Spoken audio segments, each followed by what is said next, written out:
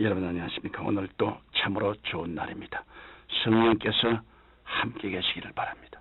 저는 오늘 여러분과 함께 하나님께서 주시는 신령한 축복이라는 제목으로 은혜를 나누고자 합니다. 본문 말씀은 디모데전서 1장 2절입니다. 하나님 아버지와 그리스도 예수 우리 주께로부터 은혜와 긍휼과 평강이 내게 있을지어다. 오늘 본문 말씀은 사도 바울이 믿음의 아들 디모데에게 축복을 기원하는 내용입니다. 디모데라는 이름은 그 응원을 살펴볼 때 하나님을 공경함이라는 뜻을 지니고 있습니다.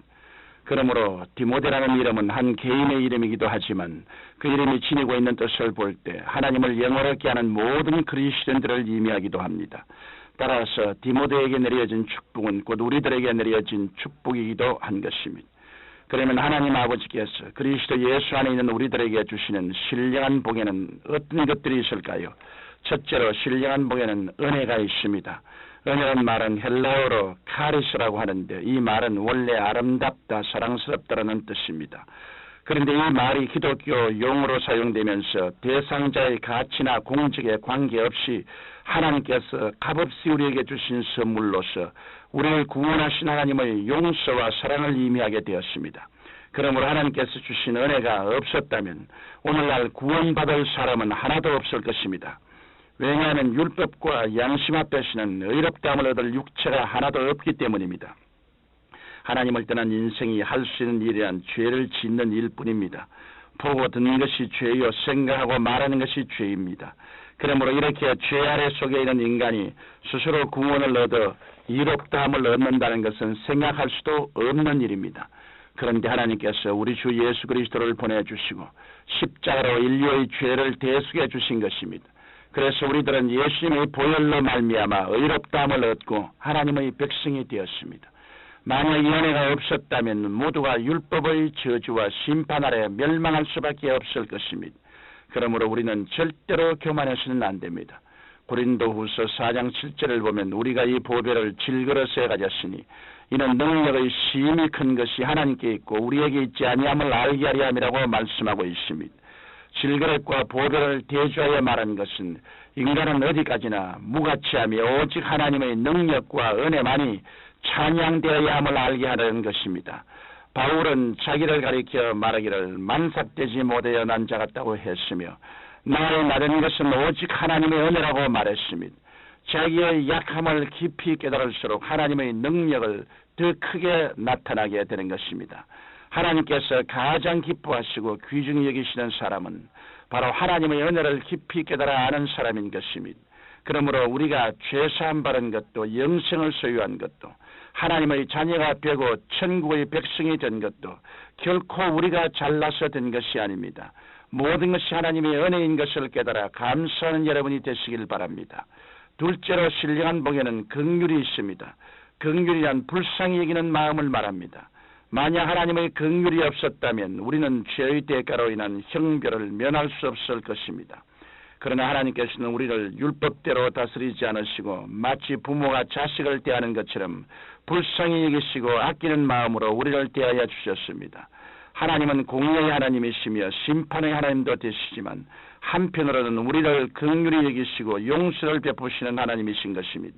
하나님의 긍휼은 추상적이거나 개념적인 것이 아닙니다. 우리의 삶 속에 실제로 베풀어지는 하나님의 자비인 것입니다. 그러므로 우리는 이전에 애통하며 슬퍼했으나 이제는 그의 긍휼하심을 힘입어 죄 용서받고 병 고침 받았습니다. 그러므로 우리도 이웃을 긍휼히 여겨야 합니다. 예수님께서는 남을 긍휼히 여기는 자가 긍휼히 여기심을 받는다고 하셨습니다. 사람들은 때로 자기 이름을 위하여 자비를 베풀고 그것을 과대 선전합니다. 그러나 참된 긍휼은 예수 그리스도 이름을 위하여 우리의 생활 속에서 은밀히 이웃에게 사랑과 관심을 베푸는 것입니다. 예수님의 비유 중 예루살렘에서 여리고로 내려가다가 강도를 만난 사람에 대한 이야기가 있습니다. 누가 이 사람에게 자비를 베풀었습니까? 강도를 만나 죽어가던 사람을 구해준 사람은 당시의 종교인이요 지도자인 레위인이나 제사장이 아니었습니다. 오히려 그들이 천대하고 멸시하던 사마리아인이 강도 만난 사람을 도와주었고 주막 주인에게 자신의 돈까지 주며 그를 돌봐주게 했던 것입니다. 오늘날 우리는 경제 성장의 결과로 문화적 혜택을 누리며 살고 있습니다. 그러나 아직도 우리의 주변에는 굶주리고 병들고 가난하여 소외된 사람들이 많이 있습니다. 사랑하는 성도 여러분, 오늘 우리는 그러한 사람들에게 그리스도의 사랑과 긍휼을 전하고 베풀 의무가 있는 것입니다. 하나님께서는 긍휼을 베푸는 자를 더욱 긍휼히 여기실 것입니다. 셋째로 신령한 복에는 평강이 있습니다. 하나님의 은혜와 긍휼을 입고 사는 사람에게는 평강의 열매가 맺힙니다. 우리가 평소에 평강을 누리지 못하는 것은 자신의 허물과 죄로 인함이며 또한 그로 말미암은 죄책감과 형벌에 대한 두려움 때문입니다.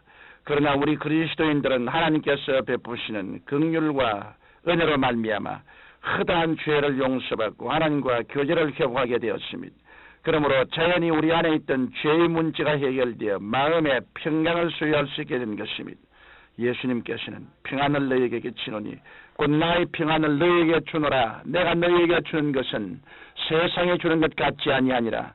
너희 마음에 근심도 말고 두려워하지도 말라고 요한복음 14장 27절에 말씀하셨습니다. 그러면 예수님께서 주시는 평안이란 무엇일까요? 그것은 곧 십자가의 고통과 희생 뒤에 얻는 평안입니다. 세상의 평안은 일시적이고 피상적입니다.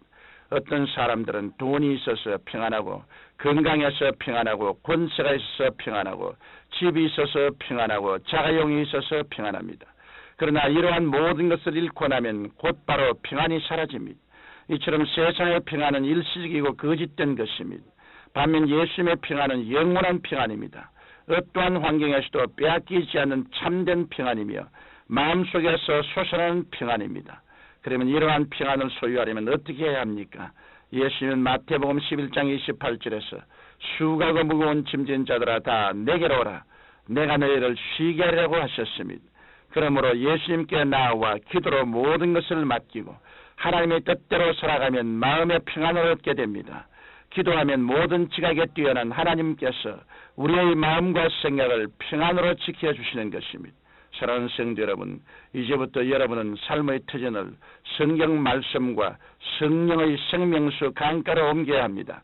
인간은 하나님의 형상과 모양대로 지음받은 존재이기 때문에 첨단 과학이나 기계 밑에 모여 살 수 있는 것이 아니고 물질의 탑 밑에 모여 살 수 있는 것도 아닙니다.